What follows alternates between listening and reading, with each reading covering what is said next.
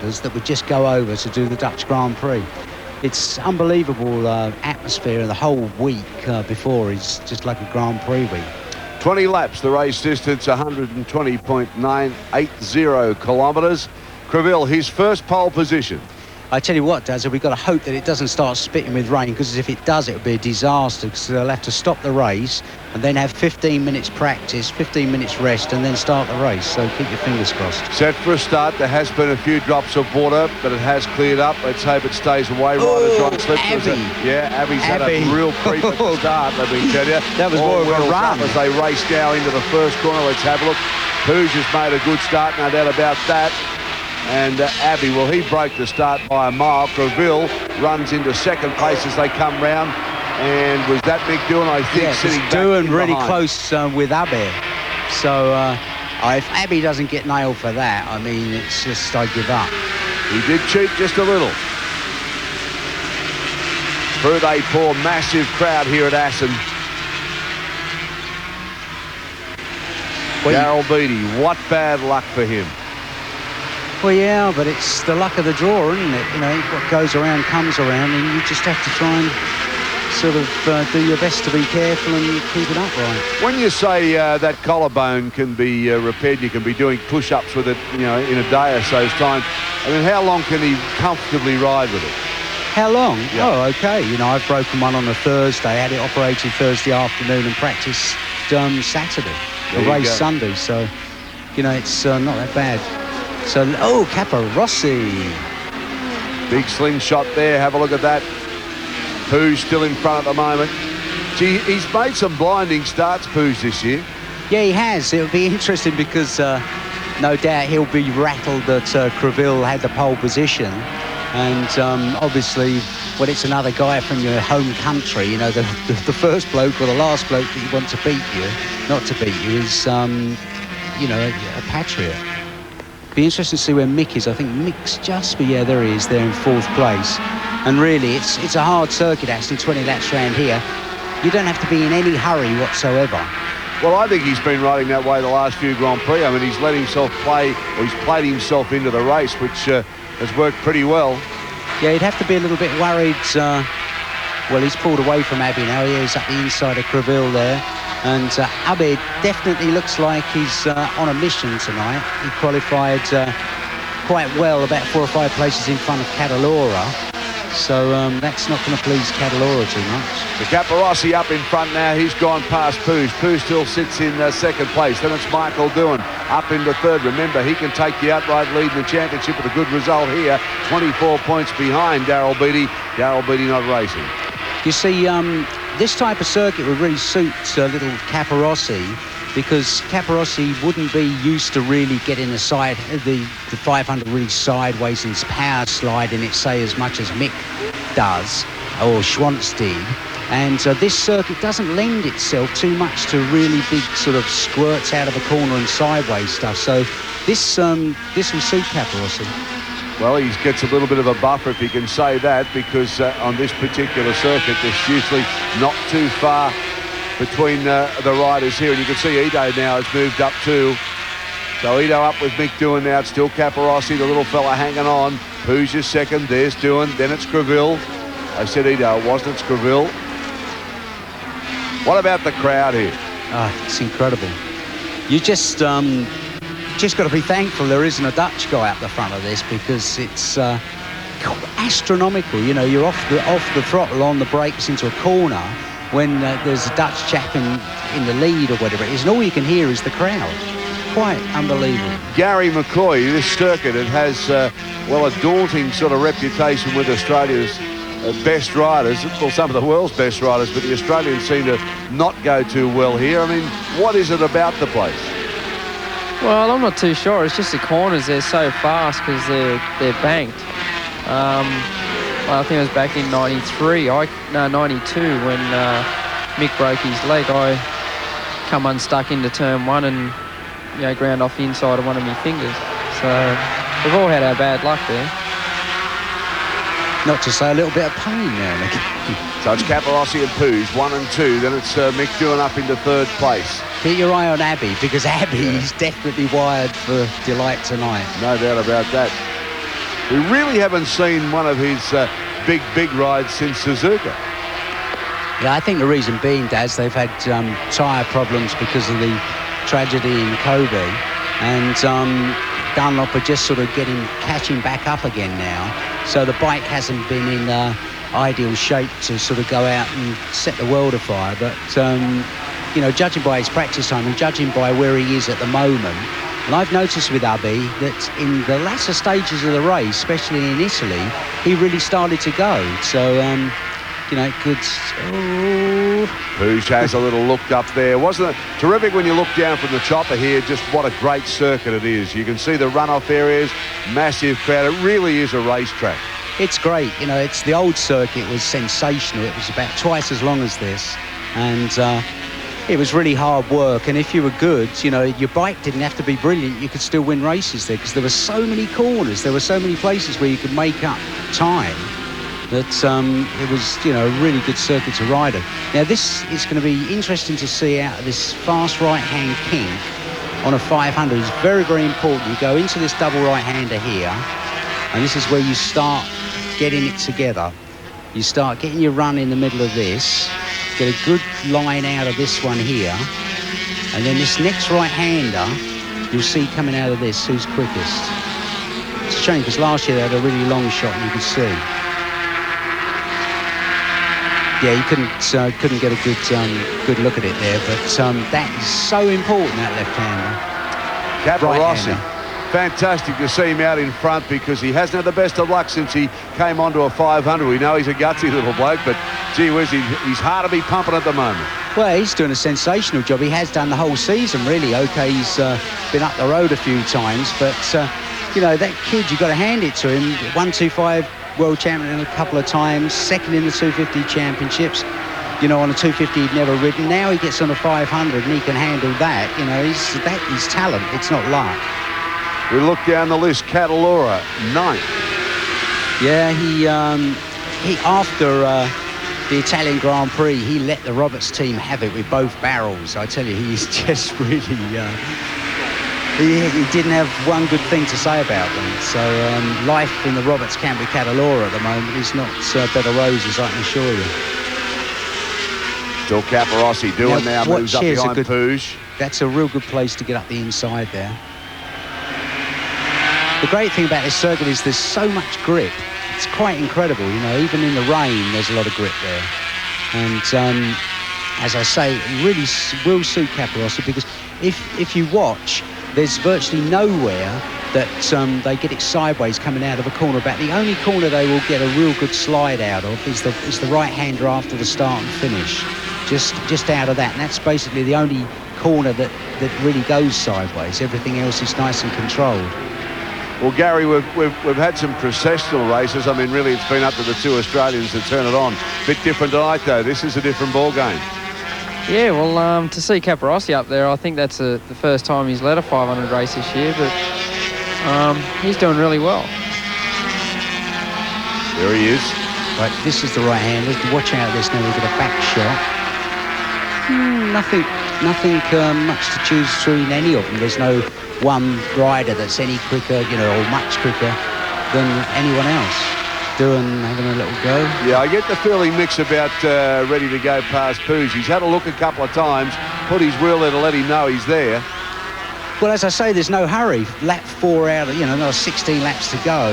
It doesn't, you only need to win it by half a wheel. And you see Mick's bike shaking there. That's because the nature of the circuit, you have to set the bike up so it changes direction quickly. And in doing that, you forfeit a bit of stability. So Mick Doohan up into third place. Take a break, come back. You're watching the Dutch 500cc Grand Prix here on Nine Sports.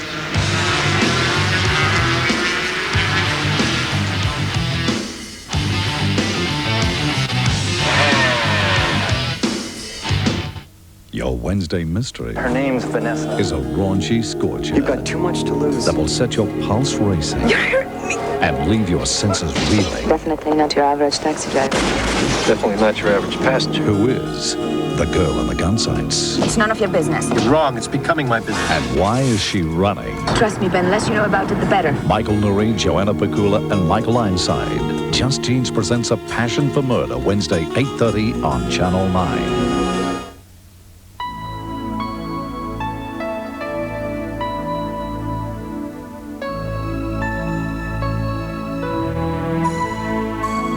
Michelin, because so much is riding on your tires.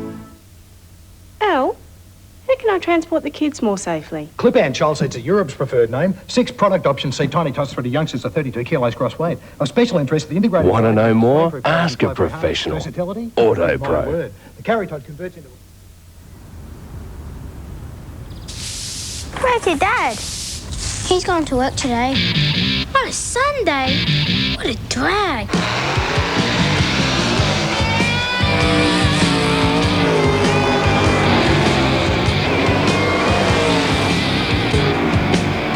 Wow, Sundays aren't the same anymore.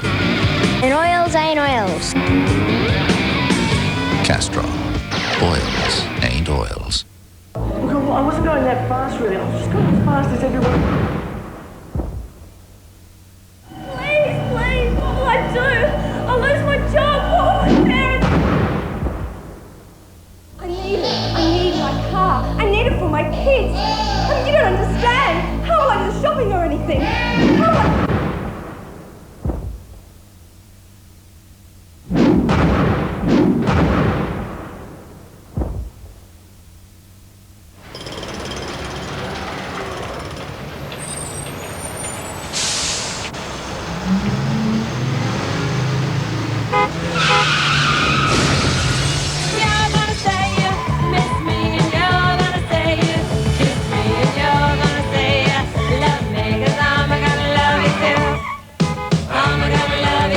New Nissan Micra. It'll love you too. Remember this? Sure, you wore it on our first date. Light, crisp Kellogg's Special K is rich in B group vitamins to help activate your metabolism. Honey, breakfast. And 99% fat-free to keep you looking good. As I recall, we borrowed your father's car and I took you to... The drive-in. Kellogg's Special K, 99% fat-free. Do they still have drive-ins? Do you reckon you could still handle it? To keep you looking good. Welcome back. Prix now leading Michael Doohan. We'll show you the action as it comes to hand. This is from Assen. So Doohan up into second place now. Creville's also on the move, so there's a bit of movement up front, let me tell you. Prix, Doohan, Caparossi, Creville, Arbe and Barros. That's how they run after 5 laps here at Assen. Yeah, in actual fact, Creville's in front of Caparossi now. Caparossi's starting to go a little bit backwards by the looks of it. So Prix doing a pretty good job. That's Mick Doohan there in second place. You see, for Caparossi to get a good ride here, it'll do his confidence no end of good.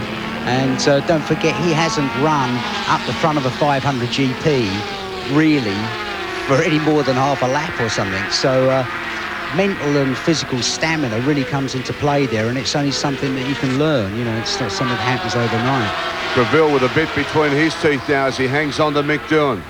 I think the bit between his teeth is called pooch, because you know, it really, I read old Spanish magazines, and it makes me laugh when they say, "Oh no, we don't care who wins." You know, I don't mind if pooch wins or the other way. I think it's a real laugh. Guys, we're just going to have a look at what happened while we're in the break there. Here we go. There was a change here. Yeah, this is Caparossi. This is going into the left-hander where Beattie fell off.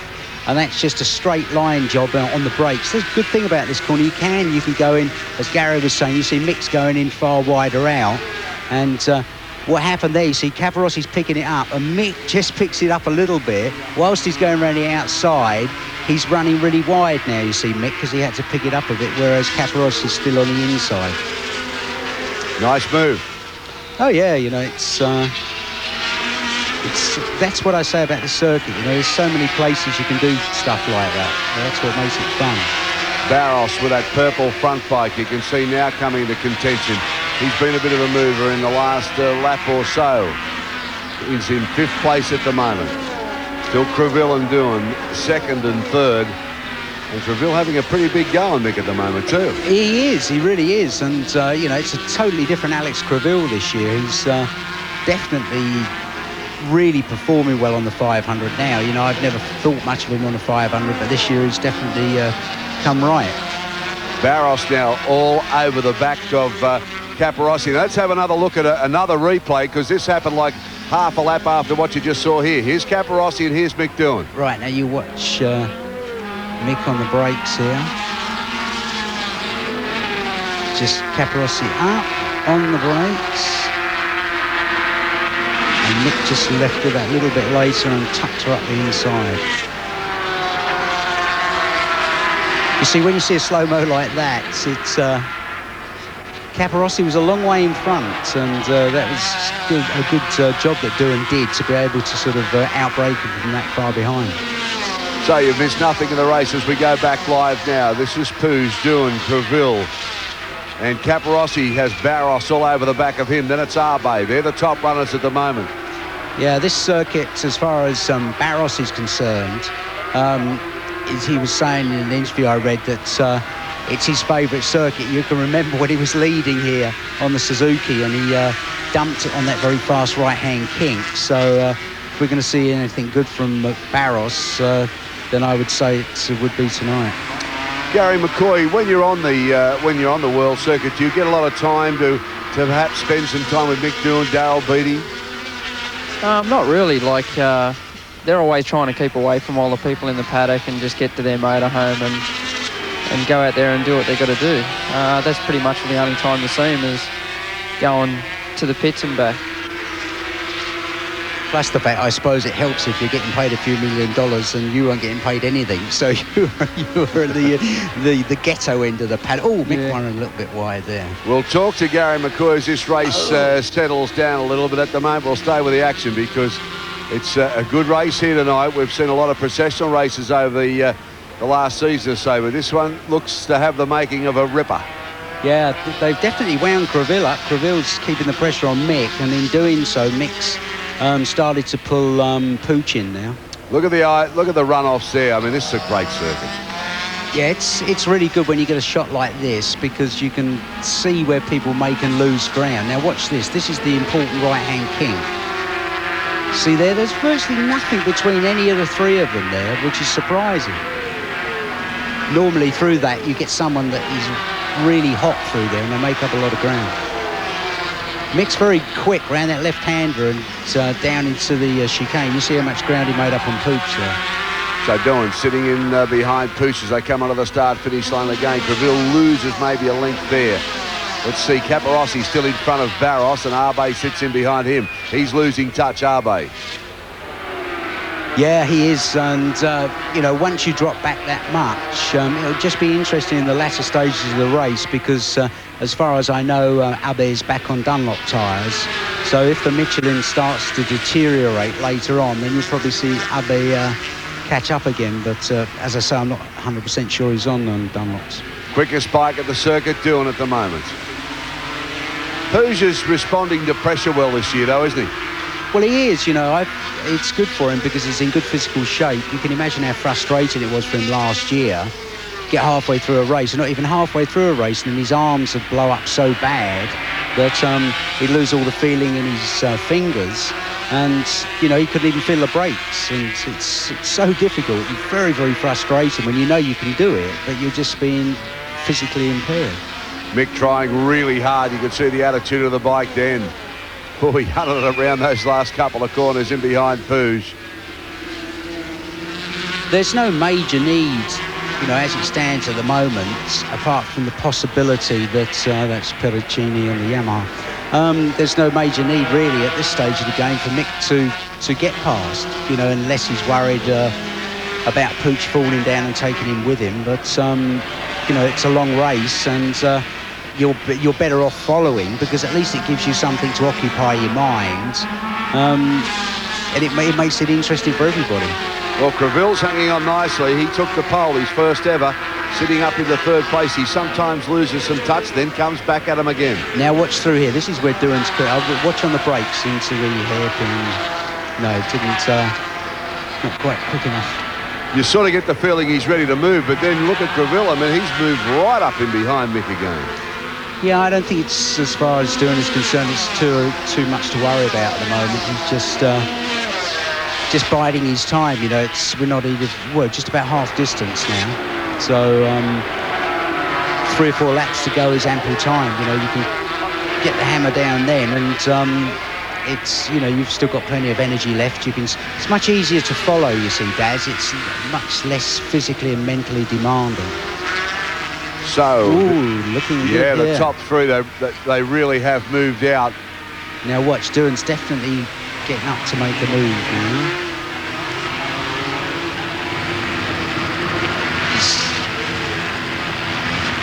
Now watch maybe on the hairpin.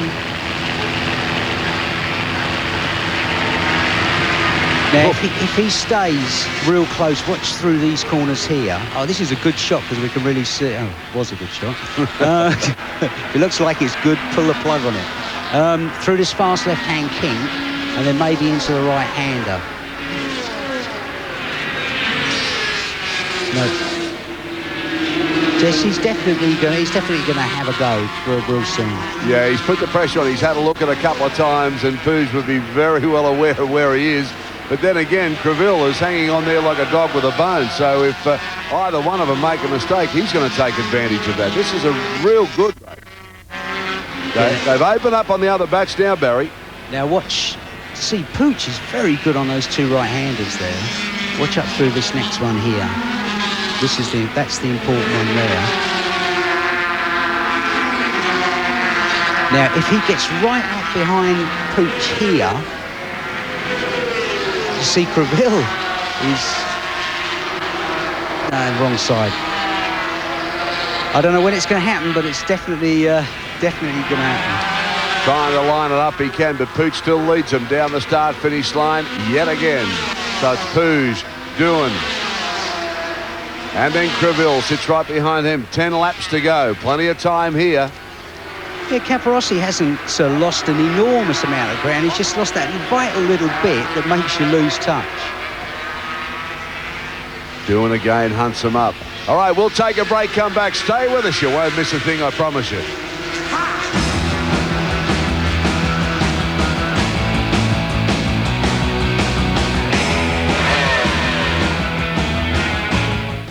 Monday, have we forgotten what our parents taught us? You've got the law of the jungle. We put our morals. Simply don't apply to this generation. Our language. Everyone in the playground swears. Even our manners. Shocking. Under the microscope. They're wild and they are. That's the price we pay. Plus, Quite simply explain the tax package. it's tax time. It doesn't say how to make a claim. It's very tough. And the tax man has got us bluffed. Legitimate claims will be lost for billions of dollars. Take our advice and don't miss out. The tax department has been very misleading. A current affair.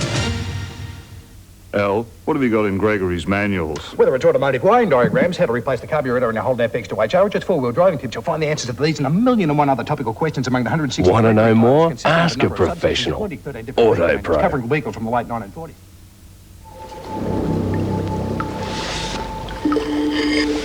Thick Domestos clings better to thoroughly remove mold and bathroom plaque, bringing your bathroom back to life. Thick Domestos, the best bathroom plaque cleaner in ages. Where's your dad? He's gone to work today. On a Sunday? What a drag.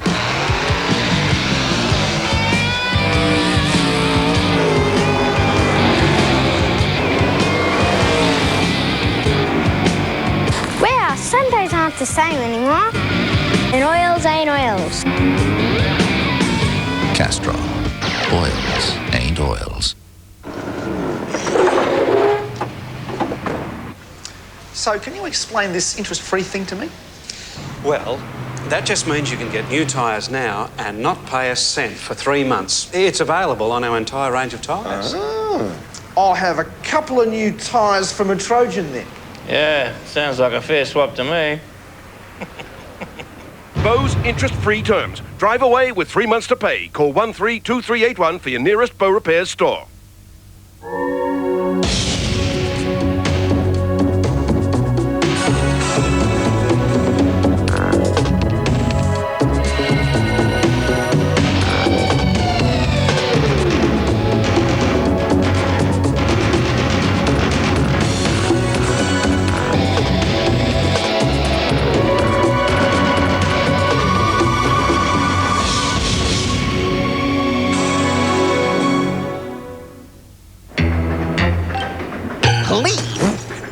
top secret mission here. The plan is to get that new runaround squirt. East runaround squirt? Arriba, arriba, andale, andale, yeehaw! I can take him anywhere. For you, Senor Dax. Good likeness. Daffy Duck. 2 new runaround squirts. One for black and white, one for color, too. Duck. Portable printing, even in colour, from Canon. Welcome back. Pooh still leads Doohan, who leads Creville. 1, 2 and 3 after 10 laps. Let's have the readout for you. Pooh's Doohan, Creville, Caparossi, Barros and Abe. Abe dropped back. Barros has finally got him. That's been a bit of a struggle. So the Japanese rider looked the goods for the first couple of laps, but starts to slip back. Still in the top runners, though.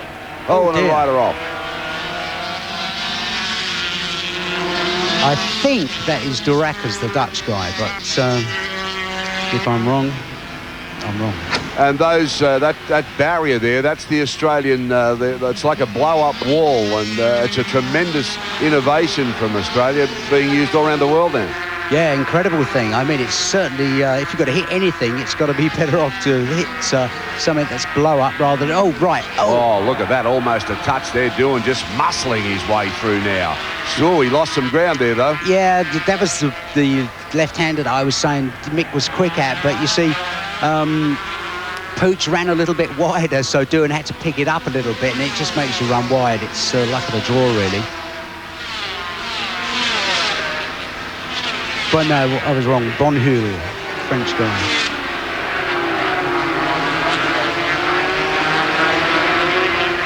See, that's that right-hand bit corner there. That's about the only place you'll see black lines left in the road without an accident after. Do you understand what I mean, Daz? You know, because the circuit just doesn't lend itself to sort of...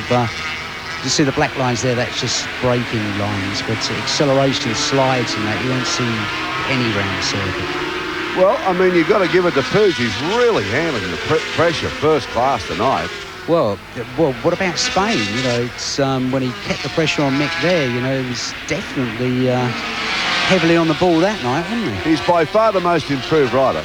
Oh, he is. You know, last year I was waiting for him to win a Grand Prix, and as we've said numerous amount of times, you know, physically he was struggling. And now he's in 100% condition, and it shows it wasn't an excuse. Well, Gary McCoy, you know, it's lovely to have you in the studio tonight. I mean, it's not, you'd rather be over there racing, I know that, but just to capsulise what's happened, lack of money, politics in the team got you home? Yeah, well, it's hard to say the full situation. Like, it's a pretty long story, but it's mainly just the politics and the fact of no money being taken into the team. Well, how do you pick your career up now? How do you get back on the rails and get back into the European circuit? Well, it definitely is hard. I'm going to have to try and look for a ride over there somewhere and just try and get some good results and get back into the world class. Doohan all over the back of Pooch. We're just watching that, but it's important we talk to Gary McCoy. Lack of Australian money, and he's finally got him too, Doohan. I watched on the brakes. Look at Pooch come back. Gee, it's a good race. Yeah, really good. Now, maybe Doohan will get a better run out of that. Yeah, I think he will. Yeah, he went up the inside quickly. Look at that. Pooch went very wide. Yeah, you see, Pooch lost a little bit on the change of direction there, ran a little bit wide, and that gave Doohan the better run out of the corner. But he's got to be. He's going good, Pooch. It's hard to talk to Gary in a race like this, isn't it? But Gary, just coming back to that again, I mean, it's been a struggle for, Alan Jones, it works for us. I mean, he had to do it without Australian money to win his World Championship.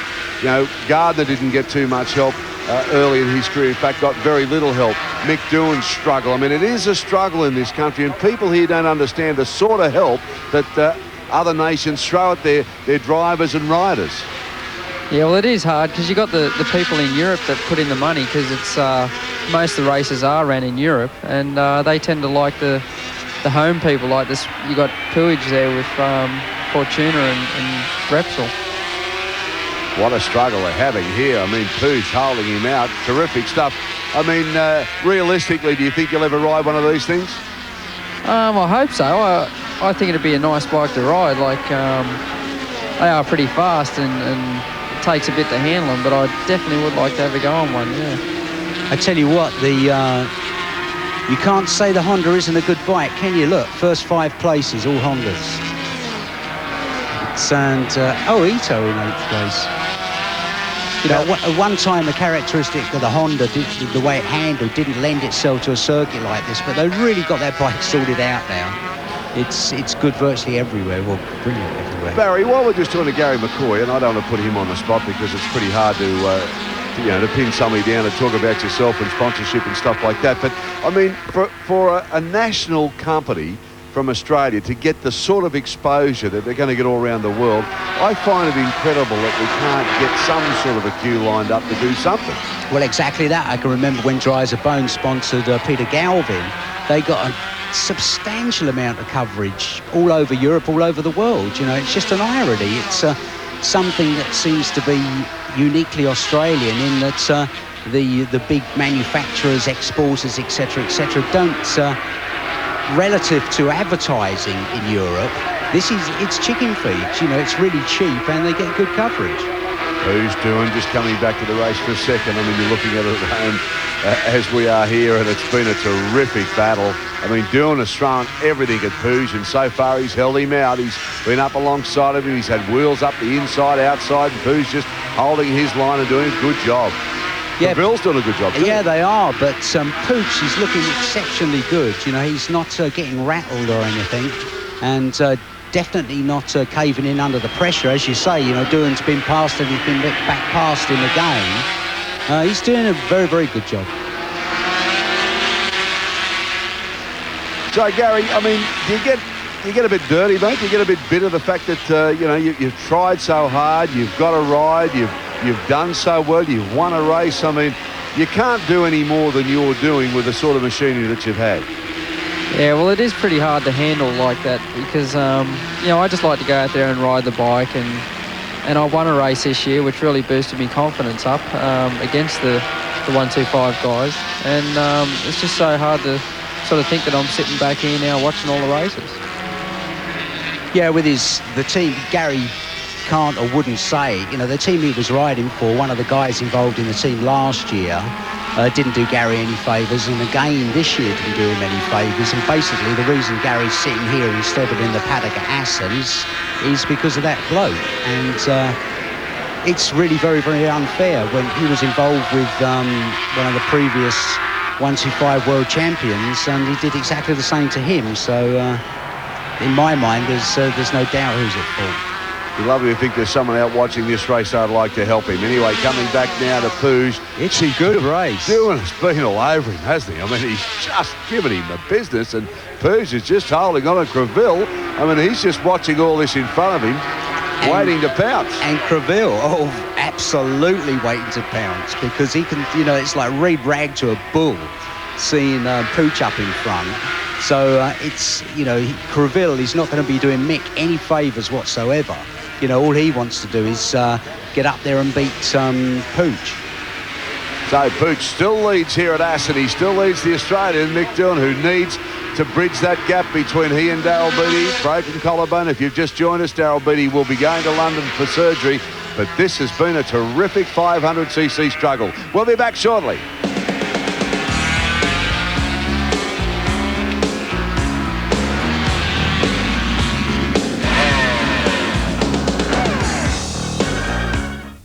.6:30 Sunday, the alluring passion and high-powered excitement of Banjo Patterson's The Man from Snowy River. Father is dead. Victoria's homecoming. The only will in existence leaves everything to me. A dashing stranger. My fiancé. A money-hunting Casanova. He's challenging me to a duel. A notorious marksman. 5 men in cold blood. It's a matter of honor. It's a matter of getting yourself killed. 6:30 Sunday on 9.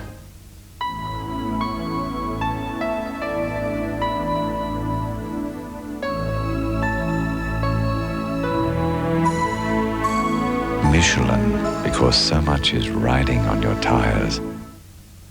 A clean fuel injector jet is about the size of a human hair. That's a hair's breadth between good performance and no performance at all. Win Spitfire keeps fuel systems clean. You should use it too, like so many other Australians do.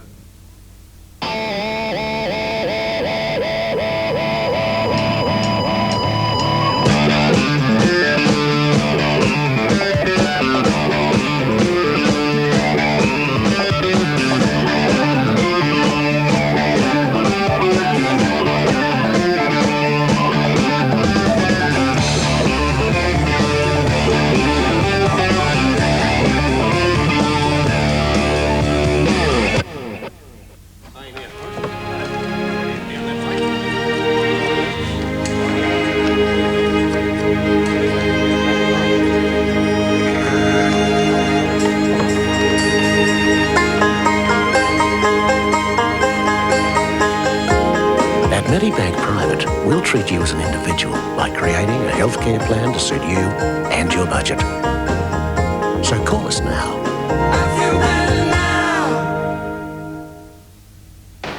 For 36 years, Modular Metals have been making doors, garages and sheds that look good and last for ages. Now, Jaws for Modular strips prices to the bone on garages, sheds and doors in a large range of patterns and materials. And Modular products have the International Quality Standards Guarantee. Call now for an obligation-free measure and quote, or visit our display centres at Wangara and Canning Vale. Jaws guarantees you're a winner on price, and Modular Metals guarantee if it's modular, it's tougher. What was that? That's George. He's measuring the ceiling for insulation. We're putting in those Bradford bats that really work.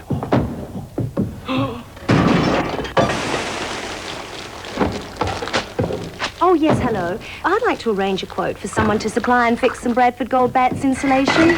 Rather quickly, if possible. Install high-performance, energy-saving Bradford bats, and you'll enjoy year-round comfort and save around $300 a year. Welcome back. Mick Doohan still chasing Poos. Greville sits in third place. The best 500cc race we've seen this year, without doubt. Right, now watch here. Watch Doohan. I tell you, that's good. Exactly as you say, Daz. I haven't seen a 500 race this good for a long, long time. And now we've got 6 laps to run, 5 laps to run. And it's getting that Cito Pons there, the X250 world champion that runs the team for Pooch. When we get down to 3 laps, if it's still this close, it's going to be a sensational finish, because they're starting to put everything into it now. You know, you always save a little bit, and when it's 3 laps to run, the ideal thing to do, because nobody's going to get past and clear off, is wait until you've got a couple of laps to go, because when it is this close, it's got to be the easiest thing to do. Well, Mick's had a good look at him. If he's going to pass him, where do you see it? Because he's put his wheel up on the inside, outside. He's been beside him. He'd know where he's got the best chance. I would say he often has a runner in the outside here, but it's really to no avail there, because you've got to get a good line for the next right-hand kink through here. There's a couple of places, I would say, as it stands, the favourite would be the left-hander, round the outside on the left-hander before the chicane, into the chicane. I'll show you as we go through. And anywhere else, just let's see where we are here. Right, okay, now go through this left-hander here, then up into this right-hander. If Mick gets a good run out of this, up the inside here, there. Right. Or, now watch through here. Now watch to see what's the distance between the wheels. No. Pooch is good through that. Now this is the important corner here, this next one here. Now you'll see the front on shot now. Now you'll see Mick have a go on the outside here. But it's a hard work job to get around the outside, because you now on the brakes into this. But you see Pooch has got that bit sussed. I would say if it was a last lap job, then Mick would have a go into that chicane there. But I know with Mick, he'll want to get it out of the way before them. Gary, just quickly back to the 125s. When you're having a dice like this, and the 125 races are generally like this, I mean, how far back do you start planning? Well, pretty much all from the start of the race. You want to get that good start and try and get away with the front group, and then plan your race from there on. You sort of work out where you got away off your start, and then try and work something out from there. So looking at Mick here, I mean, he really has sussed him out a couple of times, but Pooh's just doing a terrific job. Yeah, well, Pooh, he's definitely having a go. Like, he's not losing anything on the brakes. And Mick, like normally with the previous races, he likes to try and pass and get into first position and try and get away, but he's not doing it. And he's not making... You see, makes a little bit on the brakes there, but he runs kind of wide there. Now, if you sort of widen your vision and watch the gap between the riders through here, you'll see where anybody's any quicker. So they're all much of a muchness through that right now. This fast left-hand kink, watch as they come out of this. See, there's nothing, Mick's not making anything on the brakes there. My money would be on, you go through this, the right-hander, next left-hander. Mick, if he gets a good run out of this is where he's going to have a go. Out of this, on a squirt out of that, up into this next right-hander. But he's going to have to be right up his backside when he does it. Next, you start a run just here. You see Mick's drop back a little bit there to get a better run out of it. So you got a little bit better run. But he had to back it off because he was going to run up the backside of Pooch.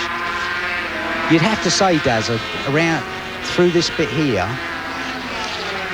but Pooch seems to have him covered. You see, because Pooch does the right thing there and drifts out wide. He won't. Oh, he got him. Yeah. You see, Pooch has been doing really well there because he ran out wide every time because he knew Mick was going to have a go there, but Mick got him on the opposite side, which was kind of good. But I think you'll find that Pooch will have another go. Oh, well picked that. That's where you picked that about 4 laps ago there. Yeah, but I thought he'd go on the opposite side, but he had to go so many times on the opposite side, and Mick played him at his own game, sort of thing. Now he's going to stay on it now. There's 3 laps to run, and Mick is going to go all out to not let Pooch back past again. Well, he just opened the slightest of gap. I mean, we call that a gap, but it is at the moment. He seems to have got past and looks a bit more comfortable now that he's out in front. And Creville now climbing all over the back of Pooch. Gee, I've enjoyed this one. Yeah, right. Watch on the brakes here. See nothing in it. Pooch following the red rag. There's going to be an all-out effort from Creville, rather, following the red rag. It's going to be an all-out effort from Creville on Pooch without any shadow of a doubt. Well, he's had a look a couple of times too. I think he's worked out if he's where he's going to make his move, obviously, because as you can see, just getting as close as he can. Mick looks comfortable out in front, but we've said that before, so I'm not going to repeat that.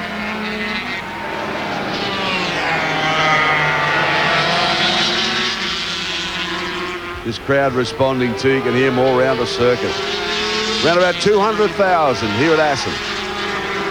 Now it'll be interesting now that Pooch is behind Mick to watch this king. And then coming up. This will be the first time that Mick has a straight run into the left-hander. Oh, Pooch had a go. Oh, Mick's pretty wide.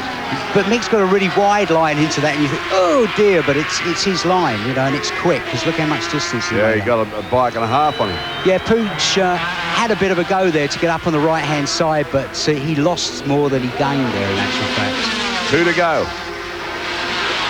She's a hard stopper, this one. Great race. Good stuff.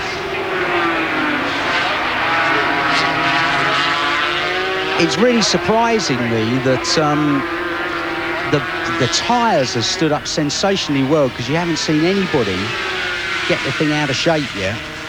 But that's the problem at Assen. You know, when you do get the thing out of shape, usually it's irretrievable. So these 3, they certainly made their break early in the race, and it has been a struggle. And Mick really rode his leathers off to get to the position he's in now, I tell you. And he just seems to be a bit more comfortable. He seems to be able to get a length or bit on Pooch. Now, Pooch has got Creville all around him. Look at this. Gary McCoy pressure riding this stuff. Yeah, it definitely does. Back marker. Sorry, Gary. No, it's definitely good, this race. It's not often you see the fight for the lead so close. Right. You've got Caprossi's on his own, back up there in 4th.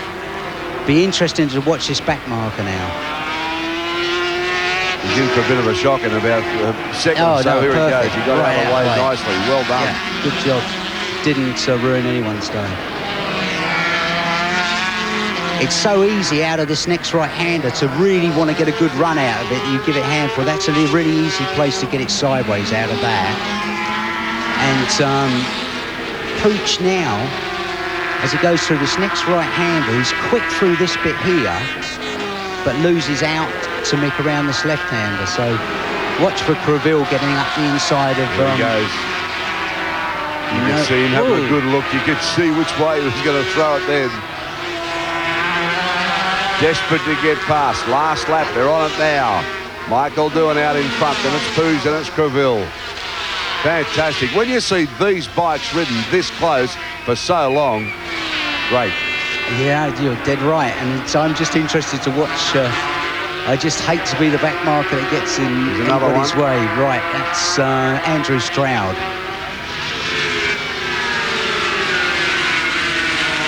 A Kiwi, Andrew Stroud.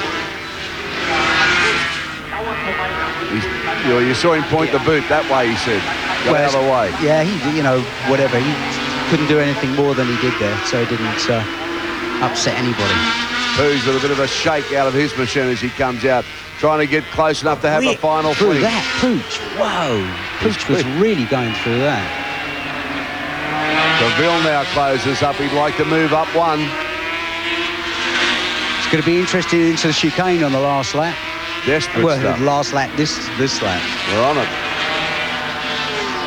And Good everybody race. Now on the max. What a Look at Creville. Watch Creville. Oh, he got him. Oh, yeah. Let's upset the whole apple cart now because that's allowed Mick to get away. That's allowed Mick to get away, and I don't think there'll be any love lost between those two at the end of the day. Well, we sort of picked that was going to be on. There was no doubt whatsoever. It was always going to be on. And he was lining him up 2 or 3 laps ago. He knew where he was going to have a go. What a desperate move. Well, that was a desperate move. You're right there, because he could have got it all wrong and T-Bone doing at the same time. So he'd really been off the Christmas card list, wouldn't he? So the only possibility for Pooch is, it looks like he's given up the ghost, to be quite honest. I don't know if Creville has. Creville's really tucked down. Look at this. Comes up beside Mick Doohan. Just can't do it, though. He's not over and done with yet, Creville. Now they come onto the start-finish line. It'll be Doohan. I tell you what, he only just got there from Creville. 1 and 2, Doohan, Creville, and Poos, who did so well for so long, back into third. But Creville, what a gutsy finish. He had a big go at him. That was brilliant. That was the best race I've seen for years. Aussie flag over there in the background. You can see being waved at Aston, and Doohan gets his flag to come around, the Australian flag. Great to see. There they are flying in the crowd. There's plenty of them over there. Well, that was one of the best races I've seen in a long, long time. Yeah, that was reminiscent of the four-way duel at Phillip Island that year, wasn't it? Yeah, it really was, actually. That's you're right. Spot on. That was a desperate move by Creville, I tell you. That was really... I bet Pooch would be kicking himself. Well, he nearly pulled off 2 of them. You can see Mick really enjoying this. He's had to fight all the way. Gee, he's riding smart, though, isn't he? I mean, he sits back, gets the thing right, gets his mind right, then has the charge. Beautiful race from Mick Doohan tonight. There it is, the Australian flag held high, and have a look at them. They're all over the place. There's plenty of support. Well, that was far from handed to him on a plate, was it? Here we go again. Watch this. Now watch Creville. Major move. Watch this. Look, this is really... Now watch as he gets past. He nearly touches Pooch. Now, if he had touched Pooch, see what could have happened there. Yeah, real good stuff. Well, that's how it's been here at Assen. We'll take a break. We'll come back with all the celebrations. Michael Doohan from Australia's got up and won this one from Creville. You can see the crowd are really delighted with what he's done. And, gee whiz, you'd have to be entertained with that. 200,000 cheering him on, and it was certainly a great finish.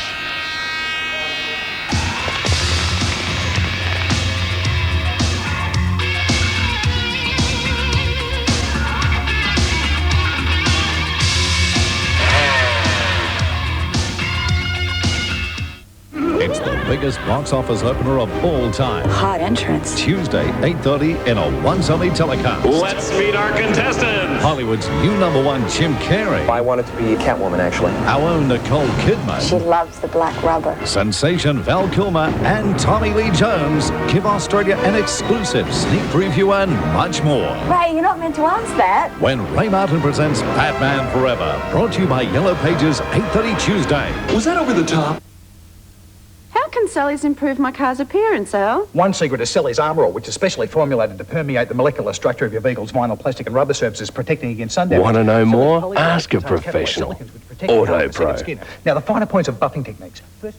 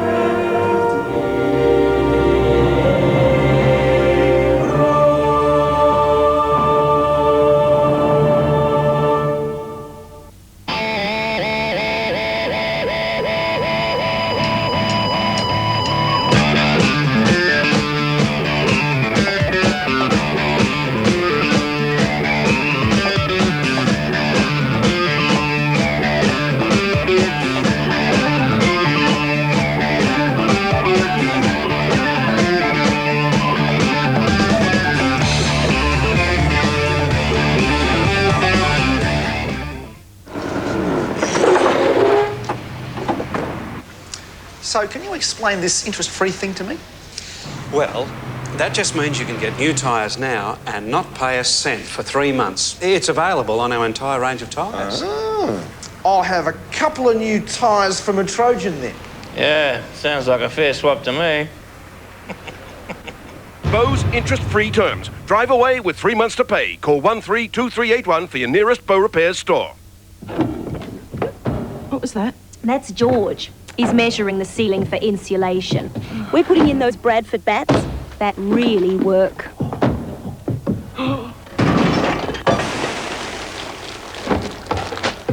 Oh, yes, hello. I'd like to arrange a quote for someone to supply and fix some Bradford Gold Bats insulation. Rather quickly, if possible. Install high-performance, energy-saving Bradford bats, and you'll enjoy year-round comfort and save around $300 a year. Alberto Puig, third spot in this 500cc race in Assen. What was the outcome of this outstanding battle? I'm not very happy. I mean, if you lead the race, the whole race, and the last lap, 2 guys pass you, you cannot be very happy. I made mistake in the last break. I thought that Prix was a little bit more behind, so I didn't brake so hard, but he passed me. He did what he had to do, and he beat me, and I think he did a good job. I can say that I'm not extremely happy, but we are again in the podium, and that's good. Thank you very much, Alberto. Congratulations for this third position. And let's welcome now another Spaniard, Alex Cribillet, second today behind his teammate Mick Doohan. Alex, it was a very, very good race today. Yeah, I'm really happy because finishing second, it's a good result for me. And then in Assen, I like the circuit. 92 I finished it 4, last year 3rd, and this year 2nd. No? So the race was very hard, but anyway, it's a good result, and I'm very happy. It's points, and the season is long. Thank you very much. Congratulations, Alex Cribillet, then second man on the podium today, and the winner of the 500cc race, Mick Doohan. After I think a fantastic battle against the 2 Spaniards, you beat them at the end. Huh? Yeah, the Spanish guys rode really good today. It wasn't like we were going slow either. I'm quite sure that race was quicker than the last couple of races we've had here. But that was my game plan. If I didn't get a good start, to just try and hang in there and just suss out, see what them guys are doing. And I wasn't quite sure where I was going to be able to get a hold of Alberto, because everywhere I'd make time on him, it was all blind. So I was having to rush in there and just hope that he was going to carry a bit more corner speed. A few times I nearly ran into him, but that's racing. And from about 5 laps from the end, I started to challenge him to actually come by, and on the 3rd last lap I got by, and was lucky enough to stay there till the end. Mick, what is your thought now about the championship? Well, we're only halfway through, and it's a long season. So you know, the beginning of the season was good for us, and then we had a disastrous early part of the season. So hopefully things can change a little bit, but I can answer that in October correctly. Thank you very much. Congratulations, Mick Doohan, the winner of this 500cc. Yeah, and I think the eyes tell it there. They're really sparkling. That was a race that forgetting Darryl Beattie's problem, he had to really win that tonight. And he knew that too, on a circuit that it's not one of his favourites. Oh, he did, you know, but the point about it was that it was a really good race and he deserved to win it. You know, he rode the best and he won it. So that's what it's all about, isn't it? Gary, I mean, one of the best 500s to sit down and watch. And, I mean, you've got to feel sorry for Puig, but I guess every race has been in that position. Yeah, well, it is. It's hard to go out there and try and make a plan from the start. But, you know, Mick rode it well. He had a couple of laps there towards the end and he come through and won it, so it's good. Let's recap the results for you now as, of course, Mick Doohan winning the race. Yeah, it's our Mick on top, second Creville, Puig, Caparossi, Barros and Aber. So what's that? It's 5 Hondas. Championship positions, there's Mick at the top of the table by 1 point from Darryl Beattie, Alberto Puig, Alex Creville, Cadalora and Ito. Pretty amazing stuff, just 1 point between the 2 Australians, and of course Beattie will be back. Here we go with the celebrations now, the Champers. I bet Beattie will have the hump. Oh, wouldn't you? I mean, you'd have to be so annoyed. Really. Here we go, big spray. The luck of the draw, you know, that's all there is to it. What goes around comes around, and nobody's immune. You know, that's all there is to it.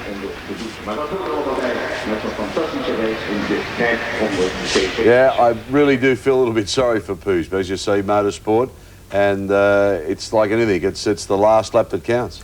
Well, after him winning in Spain, it would have been nice for him to have won again tonight, you know, but it's even nicer that Mick won.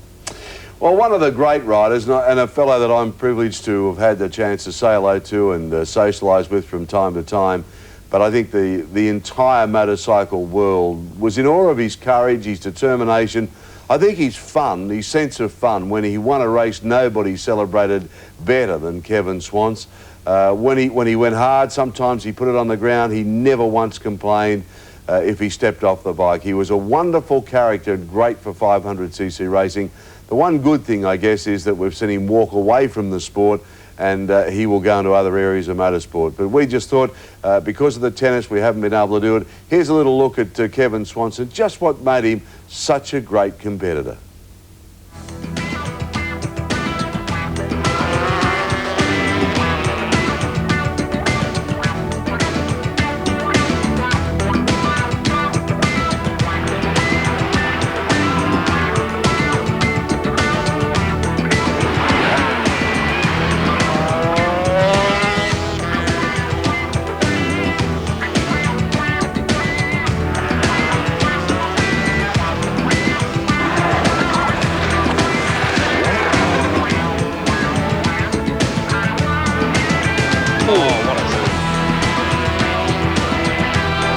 Is unbelievable when he makes those moves.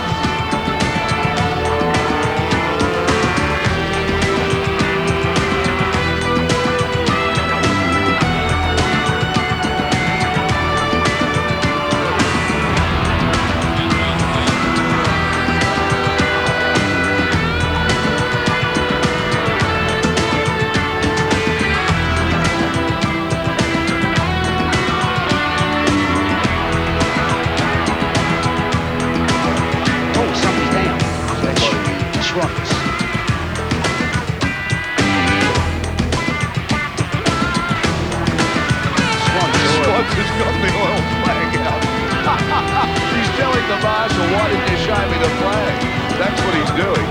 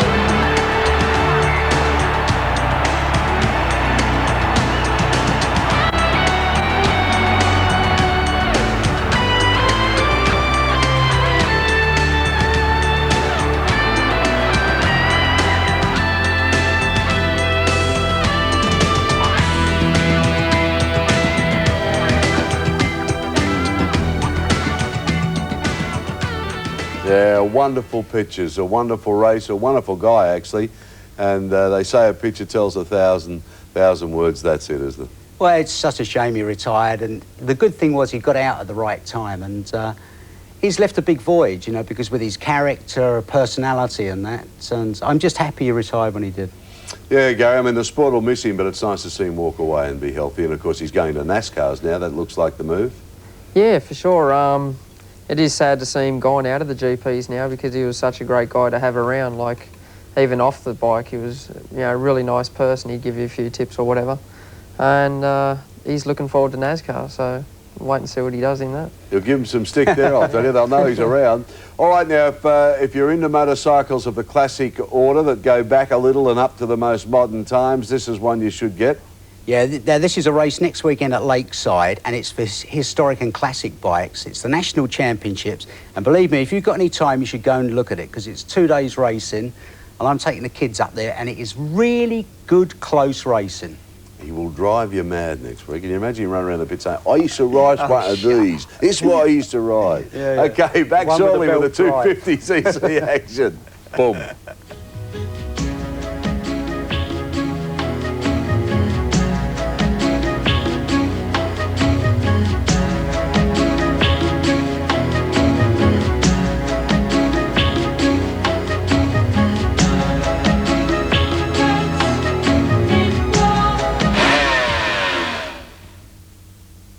Tuesday on High.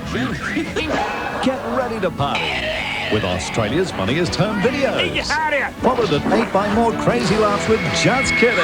Tom, my name is anyway. 8:30 an exclusive preview. Let's meet our contestants. Hollywood's new #1 Jim Carrey. I wanted to be a Catwoman, actually. And our own Nicole Kidman. She loves the black rubber. When Ray Martin presents Batman Forever. Was that over the top? Followed by all new Hale and Pace, the biggest and the best Tuesday night right here on 9.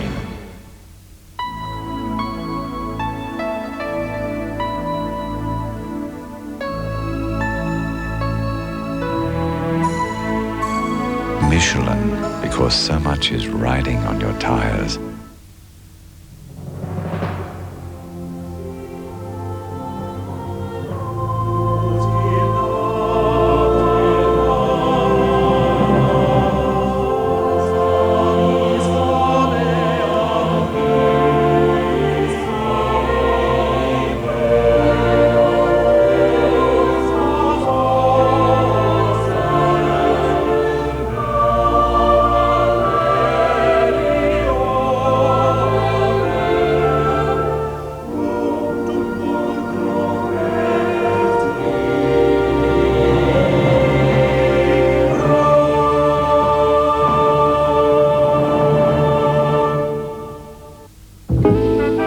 Try to ignore a chip in our windscreen.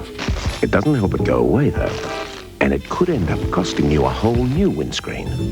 But if you act quickly and call Windscreens O'Brien, we'll check it's safe to repair, according to the Australian standard, then fix it permanently. So well, you'll have trouble seeing where it was, all without replacing your windscreen. And that could save you a lot of money. Call Windscreens O'Brien now for any car, any glass, anywhere. Sleep. I'm worried about Jenny. Jobs are so hard to get. And she'll need a car, a house, insurance. And she'll have children. Exactly. And then she'll have to think about investment and superannuation. Who's going to help her do all that? Relax. Merck's taken good care of us. I'm sure Jenny will be just fine.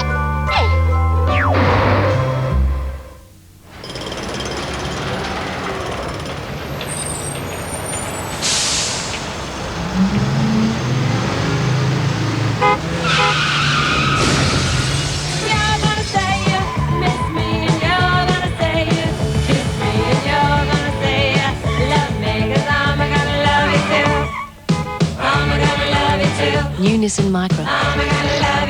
It'll love you too.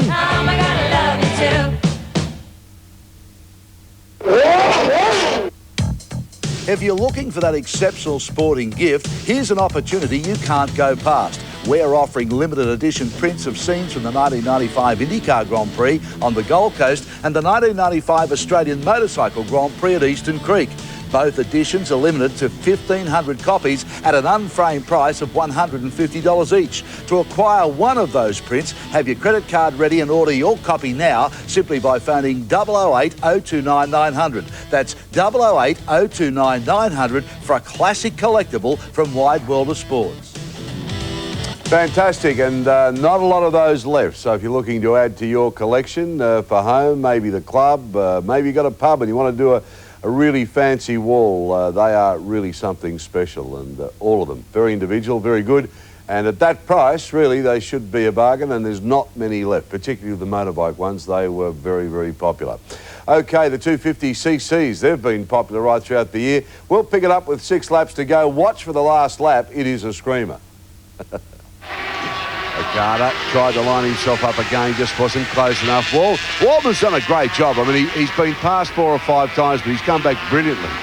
Yeah, it's a shame because Waldman, I think, is a very bright guy. And Gary mentioned that he fell off at his home Grand Prix, and It was a real surprise that he did fall down because he usually holds it all together, and I bet he's kicking himself now. Okada right up behind him again, trying to get the run, trying to sort of line himself up for the slingshot pass. Biaggi out in front, tucked down, doing it nicely. A bit of traffic in front for him, but he's got plenty of time. He is hot, Biaggi. There's no doubt whatsoever about that. You know, he really is. If he keeps it all together till the end of the season, you know, he'd have to be one of the. That was. You see that line of straw bales there. Yeah. Next time round, we'll have a. I'll give you a shout before we get to that, and you can see that it doesn't really seem to make a lot of sense to put them there, because basically, if you run off the circuit, if you're lucky enough to hang on to it, then what are you supposed to do? It's like doing the Grand National. Then you've got to get the bike over the straw bales. Actually, that corner where Harada fell off, that's just 6th gear flat out. Yep, it's a real fast one, and he lost the front end.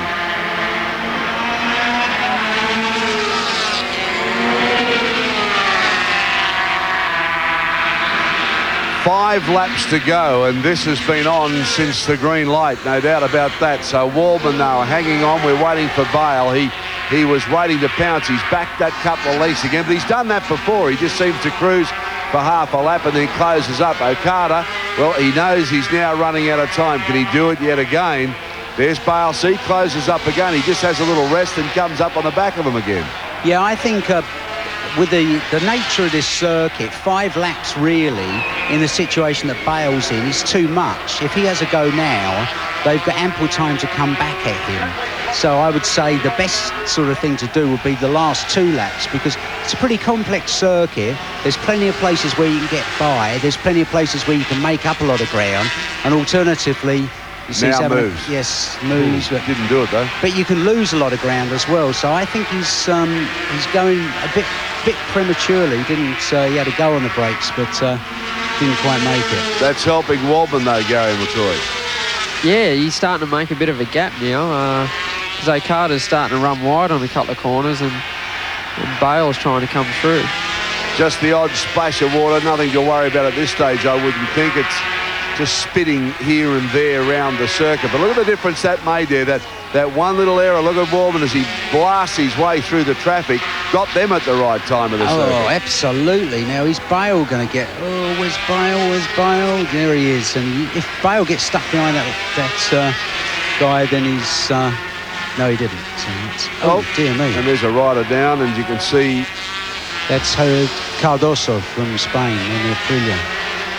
You see there, that's the Australian air fences there.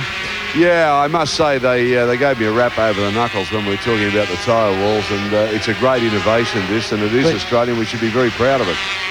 But that doesn't look very... doesn't look good. It doesn't look good because the guy's gone underneath it. So I would think the most sensible thing to do is drag him out from underneath it. So Waldman now getting the traffic at the right time. And Gary, I mean, when you're racing like that, there are times you really curse the traffic. There are other times you have a smile on your face. They can help you. Yeah, it does work that way, but I don't know, when you're out there racing, you just want to get past them as quick as possible and just keep on going with the race. Here it is. This is the accident. Cardoso. Now you see, he's gone straight underneath that air fence. And the bike came in very hard too. I guess the only good thing you could say is that Assen, there isn't any Armco barrier. So sometimes you would go through underneath an air fence, but there's just like a chicken mesh fence behind there. So if he did go in, get under and reach the fence, at least it's got some give in it. Back with this dice again. Waldman now. Bale starts to make a move. Comes up beside Okada. Okada shuts him down yet again. But Bale now certainly on the charge. Waldman, they've closed up again. Bale up on the inside. No, Okada fights back. Gee, this has been terrific stuff. Don't you think, Gary, that 5 laps to run is a bit too much time, you know, to sort of make you go? Yeah, you definitely sort of think about the last 2 laps on this track, because it's pretty long and you've got the long straights and you like to get the slipstream for the last lap. Yeah, that's it, you know, because if you do, the only way with 5 laps to run that you would get past is if you know you can get past and pull away, because it's, you know, it's, well, we'll see. Well, I think Waldman's done a terrific job with the pressure he's had from coming behind him. He's lost it a couple of times. He's come back and regained that position again, the number 2 spot. But whatever they're throwing at him, he's had an answer for it. But can he do it on the last lap? That's the most important one to do that.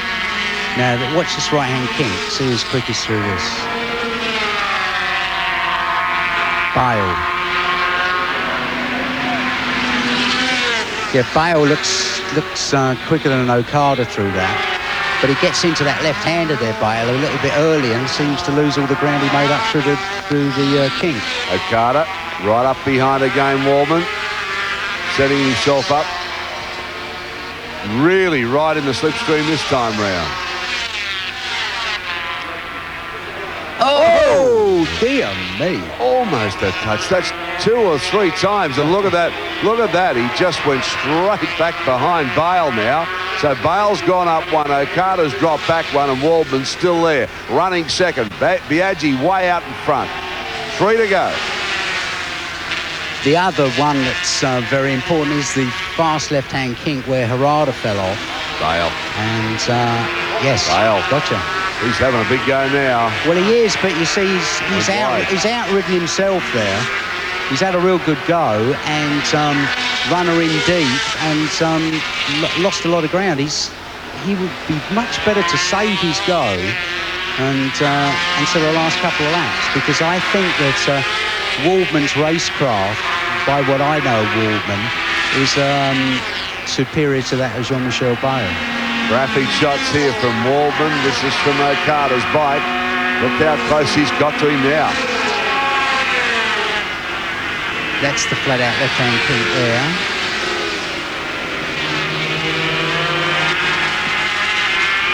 Right now, place where Bale looked good. If he can get right up Okada's backside out of this, then there's a chance on the brakes into this next right-hander here. No, it's nowhere near close enough. There's another blotch of paint all over that wall, so somebody else has come down that we haven't seen. They've been sticking with this battle. Obviously was all right. We could see him standing behind a wall there. Well, that was the Armco barrier that I said that that they didn't have at Assen. So I don't know where that was because I'd never seen it before. So now Okada and Waldman. Bale sits in behind him. We'll get a shot of Biaggi shortly, but let me tell you, so far out in front, it doesn't matter. When I look at Bale's bike through the chicane, it really isn't set up nervously enough, because it's a real struggle. If you watch Bale through the chicane next lap, it seems very heavy to get the bike from one side of the road to the other, you know, to swap directions through the chicane. Oh, it's Van Goorberg brothers here, so we're going to have 10 laps of this lot now. And there's a graphic lesson. Now, Gary McCoy, we're talking about that yellow 16 on the dark blue bike of Goldberg's there. How important it is. Now, look at that. I mean, you can't even read a number on that. If they put a dark blue outline or something around it, do you ever figure that when you're preparing a bike? I mean, not just for commentators, but people around the track. How the hell would you pick that for a number? Well, I don't know. This year and even last year, they brought in the rule where we could pretty much use any colour we want, which was good. You could put it to the colour scheme to your bike, but sometimes like that one, you just can't see it. I think, quite frankly, they should go back to what it always was, and that was black plates for 125s, green for 250s, and yellow for 500s. Totally agree. So that you can see all the numbers. You know, those colours were designed so the numbers would stand out. I totally agree. All right, look at this. We leave him for a minute. Okada gets in front. Now Waldman blasts his way back. Honestly, this has been a ding-donger. Whatever Okada does, Waldman's got an answer. So he's still in second place. Okada third, here's Bale. Now that's where I was saying Bale was going to do it the last lap, but he was close enough this time. Now the important thing is Bale doesn't have Okada right in front of him now. So through that fast right-hand kink, let's have a look to see if he makes up any ground. Yes, look at that. See, he's quick through there. Heap of ground. Yeah, he's definitely hot through there. Now you watch, he seems to muck it up a bit somehow going into this, just like the cameraman did. Right, now you watch on change of direction here. It looks a real struggle for Bale to get the bike. You see what I mean, Gary? Yeah. When he changes direction, the wheel's pointed in the other direction. last lap, so he's got to get his finger out. On the last lap now, so it's still Waldman, Bale, Okada. This is second, third and fourth. Biaggi's going to win it.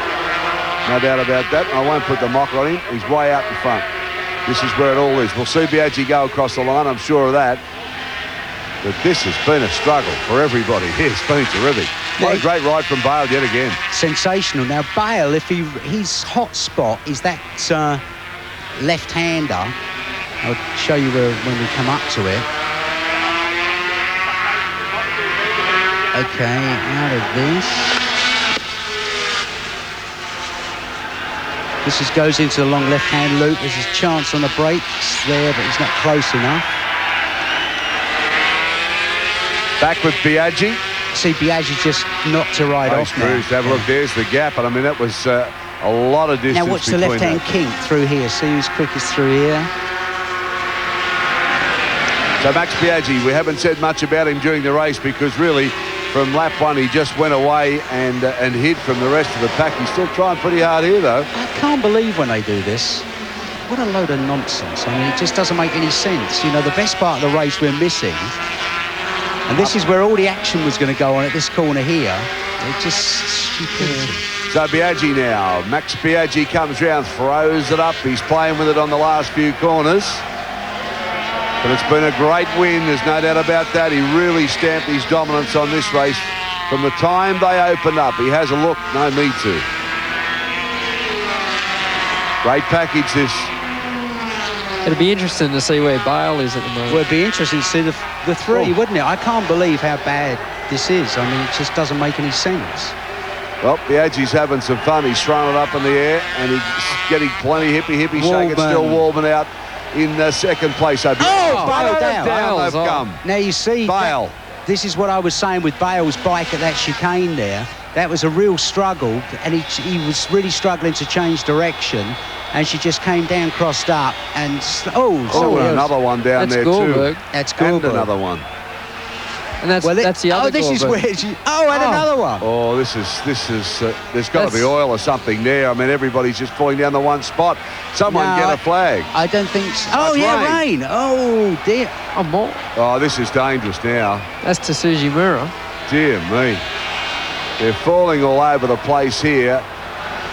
And obviously this part of the circuit is so wet because they're coming onto it. They don't realise it's so wet and they're coming down. Look, this is ridiculous. Well, this is what I was saying about this place. You don't realise it's wet until you actually get there. Well, that's obvious now, mate, what you're saying, because, I mean, they're just blasting into this area of the track. Yeah, he's still pushing the bike to the line here. Look, that's Goldberg. Oh, what bad luck for Bale. I mean, that was a terrific race. That's really bad. With the Dutch marshals, they should have had the oil flag out there to show that it was raining, and that's just stupidity on their behalf. Well, there he is, Max Biaggi. He can celebrate. He's got the winner's flag. You can see the Dutchman there, totally exhausted, very disappointed. He's hurt himself and he come down, got back on the bike. But high drama with about 400 metres to go. Half the field came down. Yeah, I'd just like to congratulate the Dutch marshals on being totally hopeless. Right, Biaggi won from Waldman, Okada, Ruggier, Kenny Roberts Jr. and Goldberg. Championship positions. Max Biaggi running away from Harada, who didn't ride, Ralph Waldman, Aoki, Okada and Jean-Philippe Ruggier. That's disgusting, does it? Yeah, it was pretty crook. I mean, there was a man waving a yellow flag you could see over near the pit wall. But, I mean, you're really, at that pace, you're not looking for that sort of stuff. It's when it rains, it's a yellow flag with red lines on it, and you know there's either oil or rain. And there certainly weren't a flag, because 8 or 9 guys don't miss it. Pretty hard when you just come into that last set of corners. I mean, and you're still racing for a position. It is hard, especially on the last lap, because, you know, you're trying to get that dive into that chicane and, you know, try and make a place or two. And with it being a bit slippery on the last lap, it's just so unexpected because you're going that extra little bit harder into that corner. Well, Gary, thanks for your time tonight. It's been terrific to have you here in the studio, and I'm sure a lot of people right around Australia have enjoyed the fact that they could hear from you. I only hope there's somebody out there that has a company of some substance that can get this bloke back over to Europe and get on a motorbike, because it must break your heart. But however, everybody's right behind you, and you know that. Yeah, no, it's good being here. It's great. Thanks. Thanks for your time. Baz, enjoy the oldies next week. I will. Being an oldie, I'll definitely enjoy it. And let me tell you, he will drive you insane up there. He'll be taking you around and showing them all. But it should be a terrific day. And it's one that we've been trying to do for a while, but we never have the time to be able to do it. All right, that wraps up our telecast of the Dutch Grand Prix, but there's plenty of motor racing action to come with our next 500c race. That's the French Grand Prix from Le Mans on Monday, the 10th of July at 5 a.m. So at that time, which is right after the men's final at Wimbledon. And if you want some action a little sooner, then next Sunday at 10:30, it's the French Formula One Grand Prix from Magny-Cours. And of course, don't forget, Wimbledon starts Monday at 10:35, and that is always very, very good. Fantastic, in fact. All right, thanks for your company. Hope you've enjoyed it. We'll see you next time round on Nine's Wide World of Sports.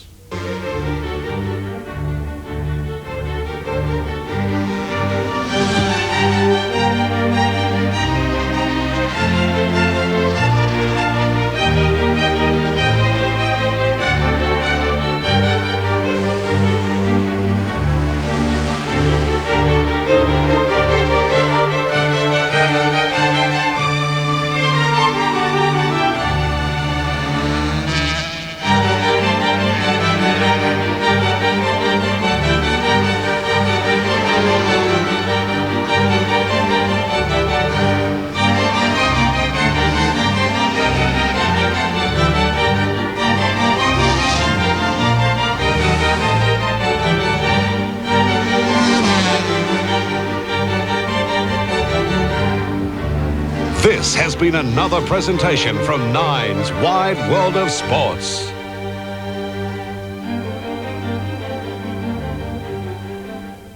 The 500cc Grand Prix telecast, proudly sponsored by Michelin Tires and Autopro, the parts professional. 7:30 Monday. Sybil! There's a touch of dash and daring. Oh, jeez. A bit of adventure. Giant spider! Giant spider! Excitement. Sybil, are you in there? And a little romance. My second ex-husband is standing naked in the closet. Stirring in Sybil's love life. Zipper. Then a hip new reporter on Murphy Brown. Why don't you pull your bra out of the fire and step into the 90s, Murph? With special guest Jane Seymour. If you ever want to practice medicine again. Lots of plenty Monday from 7:30 on 9.